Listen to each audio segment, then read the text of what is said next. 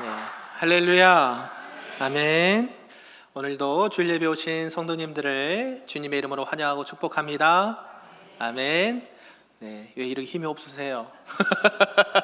네, 여름의 끝자락이라고 기도를 했는데 아무튼 힘을 내시고 또 말씀의 은혜가 우리 모두의 있기를 소망합니다. 아멘. 오늘은 옆 사람과 이렇게 축복하는 마음으로 인사를 좀 하도록 하겠습니다. 따라서 해볼까요? 긍휼히 여기는 자가 됩시다. 네, 사랑하고 축복합니다. 네, 그렇습니다. 우리는 계속해서 주일날 이제 산상수훈 시리즈 팔복에 대해서 말씀을 듣고 있습니다. 오늘은 몇 번째 시간일까요? 네, 5번째 시간입니다. 이제 저를 보시고요. 자, 첫 번째는 무엇이었을까요? 한번 보시고 저를 보시고 얘기해 보시죠. 시작.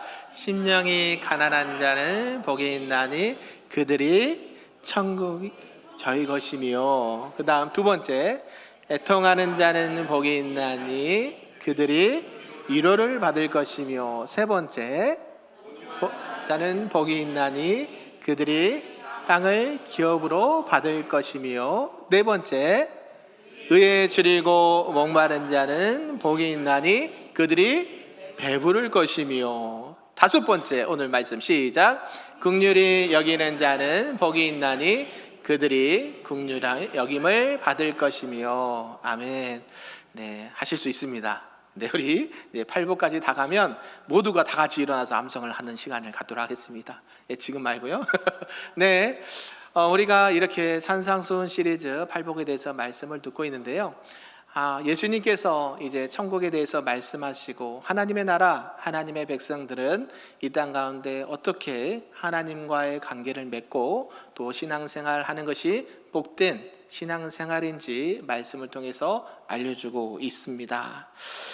우리가 살아가는 시대, 요즘은 참 빠르고 또 복잡하기도 합니다. 하루하루 나 혼자 살아내기가 참 버겁기도 합니다.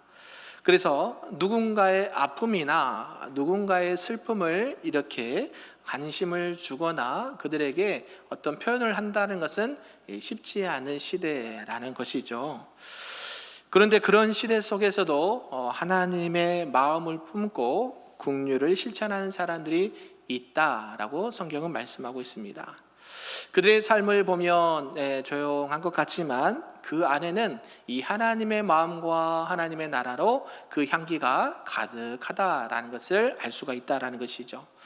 우리 큰빛교회가 기도하고 후원하는 선교 기간이 있습니다. 첫 번째는 어딜까요? 주보를 보지 마시고 우리 인도네시아 선교를 갔다 왔는데 어디였을까요? 복음의 동산 신학교. 두 번째는 저기 신안 하이면에 있는 어디 교회일까요? 능산교회. 예, 여러분이 기도하고 원하는 데는 아셔야 돼요. 세 번째는 어딜까요? 예손 사랑 나눔 기간입니다. 예, 우리가 많은 것을 하면 좋은데 이 세 곳만 일단 올해는 하고 있다는 것이죠. 이 예손 사랑 나눔 기간이 어떤 기간인가 좀 말씀을 드리면요. 이 기간은 노숙인이나 아니면 독거 노인들 또 홀로 계시고 또 사회적으로 약자인 분들이 이 기간을 통해서 따뜻한 밥 한 끼를 드십니다. 밥만 드신 것이 아니라 복음을 듣기도 하고 예수님의 사랑을 실천하는 이런 복지 사역을 하는 것이 이 예손 사랑 나눔 기간이라고 하는 것이죠. 그래서 우리 교회가 이 기간을 또 돕고 함께 기도로 협력을 하고 있다라는 것이죠. 이러한 사역들 왜 할까요? 이런 것들이 바로 오늘 말씀하신 것처럼 긍휼히 여김을 받은 자가 이 긍휼함을 베풀 수 있어야 된다라는 것을 우리가 실천하고 있는 한 부분이다라고 생각할 수가 있습니다. 우리가 마태복음 5장에 보면 바로 하나님의 나라 백성들이 어떻게 살아가야 되는지를 말씀하고 있어요. 우리가 계속해서 말씀을 나누면서 살펴보고 있는 것이 이 유대 사회에서는요, 율법 중심의 이 경건의 생활을 매우 강조합니다. 그런데 예수님은 그 중심에 마음의 태도와 삶의 열매를 더 강조하시면서 말씀한다라는 것이죠. 그래서 긍휼히 여기는 자는 복이 있다라고 말하는 것은 단순히 어떤 도덕적인 차원을 넘어서 이게 하나님 나라의 성품이고 예수님께서 친히 보여주신 삶의 방식이 이런 국률한 자의 마음이고 삶이다 라는 것을 말씀해 주고 있습니다. 예수님께서 이 국률을 말씀하신 이유는요, 복잡하지 않습니다. 매우 단순합니다. 왜냐하면 하나님은 어떤 하나님이실까요? 네, 국률의 하나님이시다라고 성경은 말씀하고 있기 때문에 그래요. 출애굽기 34장 6절에서는 이렇게 하나님에 대해서 소개를 하고 있습니다. 여호와라 여호와라, 자비롭고 은혜롭고 노하기를 더디하고 인자와 진실이 많은 하나님이라. 아멘. 네, 우리 하나님은 어떤 하나님이라는 거예요? 예, 자비가 여기서 국률이라는 헤세드 단어를 같이 쓰고 있거든요. 하나님은 어떤 하나님? 국률하신 하나님이다, 자비로우신 하나님이다, 성경은 말씀하고 있기 때문에 예수님께서 지금 이 국률에 대해서 말씀을 하고 있다는 것이죠. 또한 예수님께서 또 이 땅에 오신 것이 바로 이 국률의 결정체이기 때문에 이렇게 말씀하는 것입니다. 우리 예수님께서 이 땅에 오셔서 많은 병자들을 고쳐주셨고요, 또 죄인들을 용서해 주셨고, 저들의 눈에서 눈물을 닦아주시면서 그들에게 직접 긍휼을 베풀어 주셨다라는 사실입니다. 그러면서 이 마태복음 9장 36절에서는 이렇게 말씀합니다. 무리를 보시고 불쌍히 여기셨다라고 예수님 말씀하세요. 예수님 당시에 이때 많은 사람들이 목자 없는 양같이 고생하고 기진한 모습을 보면서 예수님이 그 영혼들을 보고 어떤 마음이 들으셨다고요? 불쌍히 여기는 마음, 곧 긍휼히 여기는 마음으로 그렇게 말씀하셨다라는 것입니다. 우리가 누가복음 10장에 보면 한 가지 비유가 나옵니다. 선한 사마리아인의 비유 이야기가 나와요. 너무나도 잘 알고 있는 말씀이죠. 내용을 좀 보면요, 예루살렘에서 여리고로 내려가던 한 사람이 이 강도를 만나서 모든 것을 뺏기고 거의 죽게 되었다라고 말합니다. 그래서 거의 죽게 되었다라는 것은요, 누군가 옆에서 도와주지 않으면 생명이 위태로운 지경에 있는 사람을 뜻한다라는 것이죠. 지금 이 사람은 강도를 만나서 지금 목숨이 위중한 상황에 닥쳐왔습니다. 그런데 성경을 보니까요, 그 옆에 지나가는 한 사람이 나옵니다. 바로 제사장입니다. 제사장이 그 사람을 보면서 그냥 지나갑니다. 또 다른 한 사람이 나타납니다. 레위인이 지나갑니다. 레위인도 그를 보고 그냥 지나가요. 그들은 어떻습니까? 종교적으로 또 지도자였고, 하나님의 말씀이라고 하면 누구보다도 앞장서서 그 일을 행했던 사람들이 제사장이었고 레위인이었습니다. 그런데 이 강도 만난 자를 보고 어떻게 했다고요? 그냥 보통이 아니고 그냥 지나갔다는 거예요. 일부러 못 본 것처럼 피해서 지나갔다라고 말해요. 그런데 한 인물이 나타납니다. 한 사람이 지나가는데 그 사람은 사마리아인이었다라고 성경은 말씀해요. 이 사마리아인은 유대인들과 상종하지 않는 이방 민족이었습니다. 개나 돼지처럼 사람 취급도 안 했던 그 사람이 이 강도 만난 자를 봅니다. 제사장도 보았고 레위인도 보았는데 이 사마리아인도 똑같이 그 강도 만난 자를 보는데요, 그는 달랐다라는 것이죠. 그는 그 사람을 보고 멈추고요, 그에게 직접 다가가서 상처를 싸매줍니다. 그리고 기름과 포도주를 붓고 여관에까지 데려갑니다. 그리고 비용까지 자기 돈을 지불해 가면서 더 들면 내가 돌아올 때에 더 갚아주겠다라고 하면서 이 강도 만난 자를 지극히 케어를 해주는 것을 보게 되죠. 사마리아인, 당시의 유대인들에게 멸시받았던 존재이지만 그가 보여준 긍휼은 이 어떤 종교적인 경건보다도 더 깊은 하나님의 긍휼의 마음이 있었다라는 것이죠. 그러고 끝난 줄 알았던 예수님께서 이렇게 말씀합니다. 이 이야기를 통해서 누가 강도 만난 자의 이웃이냐라고 물어봐요. 그러면서 그 답이 어떤 대답입니까? 이웃은 그냥 옆에 있는, 가까이 있는 사람이 아니라 고통 속에 있는 자에게 다가가서 그들에게 긍휼한 마음으로 하나님의 사랑을 베푼 자가 진짜 이웃이다라고 성경은 말씀하고 있어요. 그러면서 예수님께서 뭐라고 말씀하시냐면 너희도 뭐와 같이 하라? 이와 같이 하라 말씀하신 거예요. 오늘 말씀도 똑같죠. 긍휼히 여기는 자는 복이 있나니 그들이 긍휼함을 받을 것이며, 너희가 정말로 이 아버지의 마음과 하나님의 마음으로 긍휼한 마음이 있느냐? 그러면 그것이 거기에서만 끝나면 안 된다. 머리에서만 끝나면 안 된다. 마음속에서만 끝나면 안 된다. 어때요? 너희들의 발걸음이 다가가고 너희들의 손을 내밀어서 그들에게 실제적으로 긍휼을 베풀어 주시는 것이 긍휼한 자다라고 성경은 말씀하고 있습니다. 오늘 이 말씀을 통해서 우리가 긍휼이 무엇인지, 또 어떠한 삶이 긍휼한 삶인지 몇 가지로 좀 살펴보도록 하겠습니다. 그 첫 번째는요, 우리 한번 따라서 해볼까요?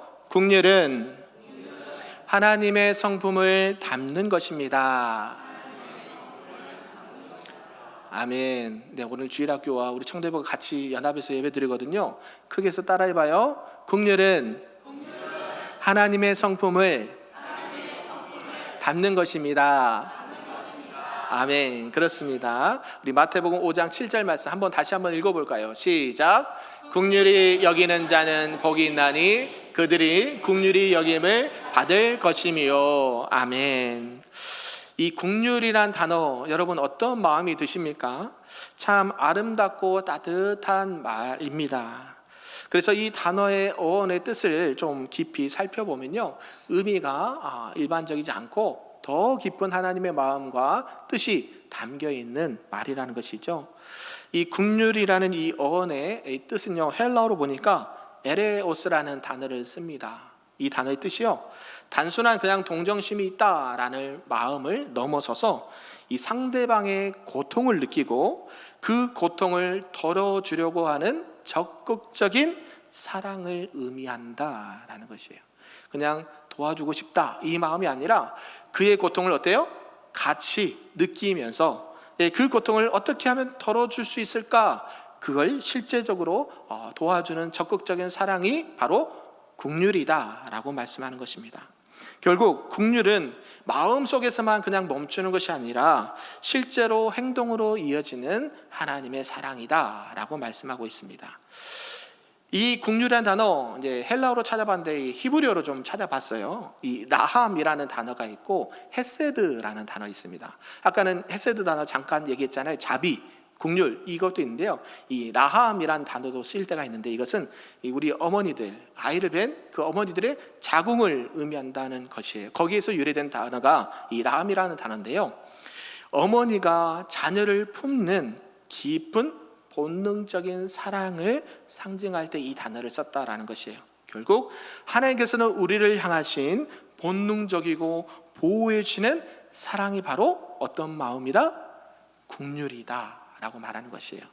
헤세드는요, 아까 말씀드렸듯이 하나님과의 우리와의 언약적인 사랑을 말할 때, 또 변함없고 신실하신 그 하나님의 긍휼을 뜻할 때 헤세드, 긍휼이라는 단어를 쓴다라는 것이죠. 결국 이 두 단어를 가지고서 우리에게 주신 말씀이 뭐냐면, 하나님께서는 저와 여러분을 향하신 이 긍휼의 사랑과 깊이가 넓이가 그만큼 크고 넓고 깊다라는 것을 말씀해 주고 있습니다. 결국 불쌍히 여기는 마음뿐만 아니라 하나님께서 우리의 고통을 짊어지시고 끝까지 사랑하는 마음이 긍휼이다라고 말하는 것이에요. 우리가 잘 알고 있는 마틴 로이드 존스 목사님은요, 이 산상수훈 시리즈에서 이렇게 이 부분을 설명합니다. 긍휼은 하나님 나라의 백성의 첫 번째 행동 지침입니다. 그러나 그 근원이 자기에게 있지 않고 누구에게 있다? 하나님에게 있다라고 고백을 해요. 그래서 이 긍휼이요, 단순히 그냥 우리의 인간적인 어떤 선함이 아니라 하나님께서 우리를 먼저 긍휼히 여기셨기 때문에 우리가 긍휼을 베풀 수 있다라고 강조를 하고 있다는 것이죠. 결국 이 하나님으로부터의 관계에서 나오는 것이 진정한 긍휼이고 하나님을 향한, 이웃을 향한 사랑의 마음이다라고 성경은 말씀하고 있습니다. 그렇다면 예수님께서 왜 이야기를 했는가 보는 것이죠. 이 말씀을 할 당시에 많은 무리들과 사람들이 모여 있습니다. 그 사람들을 이렇게 열심히 보니까요, 주위에서 보니까 대부분 가난한 사람들, 또 사회적으로 소외된 사람들, 병들어서 아파해 있는 사람들이 모여 있다라는 것이에요. 로마 제국의 식민지 백성으로서요, 하루 벌어서 하루 먹고 살기 힘든 삶을 살고 있는 사람들, 종교적으로나 신앙적으로 바리새인과 또 많은 종교 지도자들의 기준에 미치지 못해서 회당에서 배척당하거나 또 소외당했던 사람들이 모여 있는 그런 상황이었다는 것이죠. 그런 사람들을 향해서 오늘 예수님께서 말씀하십니다. 긍휼히 여기는 자가 뭐가 있다? 복이 있다라고 말씀하세요. 그것은 하나님의 나라 백성들이 살아가야 되는 이 삶의 방식이 긍휼함에 있다라고 강조를 하고 있는 것이죠. 이 긍휼의 실천, 긍휼의 삶이 우리 교회 안에만 있는가? 아니요, 교회 밖에도 있다는 것을 말씀하고 있습니다. 혹시 여러분 배우 정애리 씨라고 아십니까? 네, 권사님이신데요. 요즘은 TV에서 많이 모르겠어요. 저도 TV를 요새 안 봐서 예전에는 참 드라마나 이런 것에 많이 나오신 분인데요. 이분이 20년 넘게 국제 구호 단체인 NGO 활동을 하신 분입니다. 그래서 해외에 소외되고 또 어려운 이웃들과 아동들을 위해서 꾸준히 봉사하고 기부하는 활동을 이렇게 이어오고 있었습니다. 그뿐만이 아니죠. 다른 분들도 이런 NGO 활동을 통해서 차인표 씨라든지 신혜라 씨라든지 여러 분들이 이런 국제 구호 단체 활동을 통해서 이 하나님의 긍휼을 실천하고 있는 분인데요. 이 정혜리 씨가 나중에 한 인터뷰를 하는데 이렇게 얘기하는 것입니다. 내가 가진 것을 나누는 것이 아니라 하나님께 받은 것을 흘려 보내는 것뿐입니다 라고 고백을 해요. 그러니까 지금 정혜리 씨는 누구에게 이 긍휼함을 받았다고 고백하는 거예요? 네, 하나님께로부터 나도 긍휼함을 받았으니 그 은혜를 그냥 흘려 보내는 것이다 라고 고백을 한다라는 것이죠. 결국 이러한 고백이 이 긍휼의 본질을 잘 설명해 주는 고백이다라고 볼 수가 있습니다. 사랑하는 성도 여러분, 이 긍휼함은 다른 것이 아니라 하나님을 닮아가는 것인 줄로 믿습니다. 그래서 저와 여러분이 이 하나님의 마음을 품고 하나님 아버지의 심정을 가지고 내가 받은 그 긍휼함, 또 하나님의 사랑을 흘려보내는 긍휼의 사람들 다 되시기를 주님의 이름으로 축복합니다. 아멘. 두 번째는요, 우리 한번 따라서 해볼까요? 긍휼은 행동으로 나타나는 사랑입니다. 아멘. 네, 그래서 우리 아이들이 왜 앞쪽에 나와 있지? 오늘 같이 연합 예배 드릴 수 있었어요. 네, 긍휼은 하나님의 사랑을 전하는 것이다라고 말하는 것이에요. 행동으로 나타나는 사랑이다라고 말하는 것이죠. 그렇다면 이제 우리가 누군가를 불쌍히 여긴다라고 할 때에 그것은 바로 어디로까지 이어져야 된다는 거예요? 행동으로 나타나야 된다라는 것입니다. 마음속에만 멈추지 않는다라는 것이 도와줘야 되는데 안 됐구나. 멈추면 돼야 안 돼요? 안 된다. 실제로 그들에게 필요한 영적인 필요와 육적인 필요를 전해줄 수 있는 이런 긍휼함이 행동으로 나타나야 된다라고 성경 말합니다. 그래서 이 긍휼함은요, 움직입니다. 그리고 손을 내밀고요, 발걸음을 옮기는 거예요.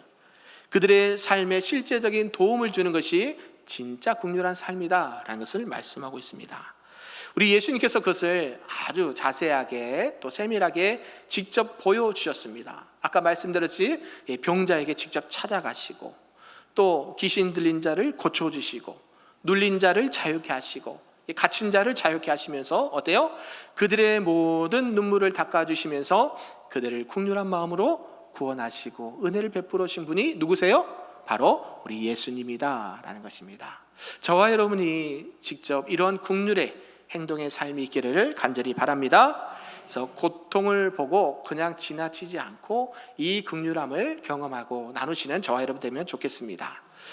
우리 한 가지 예를 들면요, 이 누가복음 7장에 보면 이 나인성의 과부 이야기가 나옵니다. 근데 내용을 보니까 그녀의 외아들이 그만 죽고 말았다라고 성경 말해요. 이 과부에게 전 재산과 전부는 무엇이었을까요? 1번 금은보화다, 2번 외아들이다. 그 과부의 전 재산은 뭘까요? 아무리 금은보화를 줘도 누가 그건 안 바꿔요? 내 아들과 이 외아들과는 절대 바꾸지 않은데 이 아들이 그만 어떻게 됐어요? 죽게 되었다라는 것이죠. 그런데 예수님께서 그 장면을 보셨다라는 것이죠. 그 장래 이 행렬을 따라가고 있는 이 과부를 보면서 뭐라고 말씀하시냐면 불쌍히 여기셨다라고 말해요. 그래서 어떤 역사를 합니까? 바로 그 아들을 살려준 것을 보게 됩니다. 바로 예수님은 이 과부의 그녀의 눈물에 같이 공감하셨고 그 공감은 긍휼로 나타나고 생명으로 회복시키시는 그런 은혜를 나타내 주셨다라는 것이죠. 우리가 잘 알고는 또 배우 이야기를 해서 죄송한데 유해진 씨라는 분이 있습니다. 남자분이죠. 한참 우리가 잘 알고 유명한 배우입니다. 이분이요 꾸준히 봉사와 기부 활동을 하는데요. 그는 이 장애 아동을 위해서 이 복지 시설에 익명으로 이름을 밝히지 않고 많은 기부를 해오다가 어느 날 이게 이제 인터뷰를 밝혀지게 되고 인터뷰를 하는 것을 이렇게 듣게 되었습니다. 그리고 그가 늘 이렇게 장애 아동들과 함께 시간을 보내면서 또 함께 그들에게 받은 바 은혜와 사랑을 나누는 것을 하면서 인터뷰하면서 이렇게 말을 해요. 내가 그냥 도와주는 것보다도 같이 있어주는 게 더 중요한 것 같아요 라고 말해요. 그냥 물질만 흘려보내는 것이 아니라 실제적으로 그들과 함께 시간을 보내고 그들과 함께 공감해주고 그들의 필요를 나눠줄 수 있다는 것을 실제로 행동으로 옮겼다라는 것입니다. 그래서 이 긍휼이라는 것은요 단순히 도와준다라는 차원을 훨씬 뛰어넘는 하나님의 깊으신 은혜와 사랑이 바로 긍휼이다라고 말해요. 저와 여러분이 이런 생각을 하고 있을 수도 있습니다. 내가 뭘 할 수 있을까? 내가 도와줄 수 있을까? 아니요. 긍휼함은요 바로 작은 것부터 내가 옮겨가는 것이고 직접 손을 잡아주는 것이고 함께 있어주는 것만으로도 그게 하나님의 마음을 담은 긍휼인 줄로 믿습니다. 아멘. 그런 긍휼함의 은혜가 우리 모두에게 있기를 간절히 소망합니다. 마지막 세 번째인데 한번 크게 따라서 해볼까요? 긍휼히 여기는 자는 하나님의 긍휼을 받습니다. 아멘. 우리가 7절 말씀처럼 긍휼히 여기는 자는 복이 있나니 그들이 긍휼함을 받을 것이며 라고 말씀하신 것이 하나님께서도 직접 긍휼함을 베풀어 주시는 분이다 라고 말씀합니다. 그래서 우리가 긍휼을 베풀며 살아갈 때에 우리에게 약속하신 복이 있는데 그 복이 무엇인가 봤더니 우리가 긍휼을 베풀면 누가?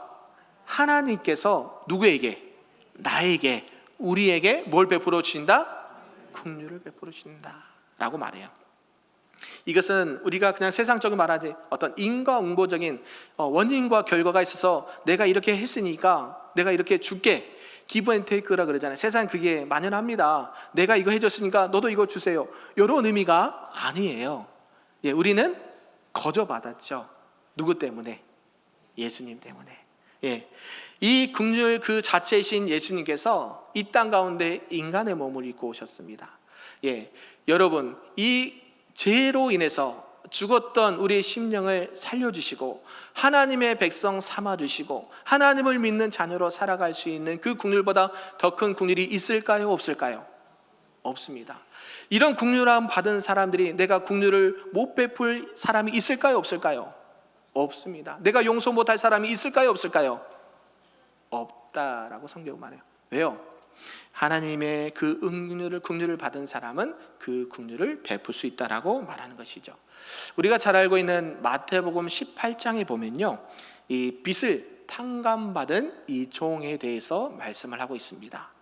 어떤 종이 이 왕에게 엄청난 빚을 지었습니다. 그런데 이 왕이요, 이 빚을 진 종의 그 큰 빚을 탕감해 줍니다. 고생했어, 이제 빚 갚지 마. 어때요? 여러분 그런 말 듣고 싶습니까? 않습니까? 듣고 싶죠. 여러분 내가 어떻게 평생을 일해서도 갚을 수 없는 그 큰 빚을 왕이 안 갚아도 돼, 내가 탕감해 줄게 하면 그 은혜 잊어버리면 돼요? 안 돼요? 안 되죠. 근데 어떤 일이 있느냐 봤더니 이 큰 빚을 탕감받은 이 종이 자신에게 이 자기 빚보다 훨씬 작은 빚을 진 동료의 그 빚을 용서하지 못하고 감옥에 가두릅니다. 어떻을까요? 왕이 그 소식을 듣고 뭐라고 얘기했을까요? 감옥에 가야 돼요. 이 괘씸한 지고, 그죠? 내가 너에게 이 큰 긍휼과 은혜를 베풀었는데 모든 빚을 탕감해 줬는데 어때요? 너는 그 작은 빚도 탕감하지 못하느냐, 이렇게 말하는 것이죠. 왕은 분노하면서 이렇게 말합니다. 내가 너를 긍휼히 여긴 것 같이 너도 내 동료를 긍휼히 여김이 마땅하지 아니하냐. 예, 우리 하나님께서는요, 저와 여러분에게 세상에 갚을 수 없는 그 많은 죄의 값을 예수 그리스도를 통해서 갚아 주신 줄로 믿습니다. 아멘. 그러면 우리는 어때요? 우리가 용서할 사람, 용서 못할 사람이 있을까요, 없을까요? 없습니다. 예, 그 많은 그 빛을 탕감받은, 긍휼함 받은 하나님의 백성들이 그 하나님의 긍휼함을 받고 하나님의 마음으로 긍휼을 베푸는 것이 하나님의 마음이고, 또 하나님의 나라 백성으로서 복 있는 자의 삶이 된다라고 알려주시는 것입니다. 사랑하는 성도 여러분, 긍휼은 내가 돕는 것보다도 이 긍휼의 삶을 통해서 하나님께서 다시 나를 살리시는 것을 경험하는 그런 시간이 된다라는 것이죠. 여러분, 우리가 청대부 수련회에도 이렇게 말씀을 통해서 받은 바 은혜가 있습니다. 내가 받는 것이 더 복될까요? 나누는 것이 더 복될까요? 어떻게 그리 잘하세요? 수련회 오신 것처럼. 예, 받는 것보다 주는 것이, 나누는 것이 뭐하다? 복되다. 예, 저와 여러분은 이미 감당할 수 없는 그 하나님의 긍휼과 은혜를 입은 자로서 우리도 그 은혜를, 긍휼을 베푸는 자가 되어야 된다라고 성경은 말씀하고 있습니다. 사랑하는 성도 여러분, 저와 여러분이 이런 긍휼함을 받은 자로서 하나님의 긍휼을 받고 또 누리고 또 많은 영혼들에게 긍휼함을 베푸시는 우리 금빛교회 모든 성도님들과 우리 주일학교 청대부 될 수 있기를 주님의 이름으로 축복합니다. 아멘. 기도하겠습니다.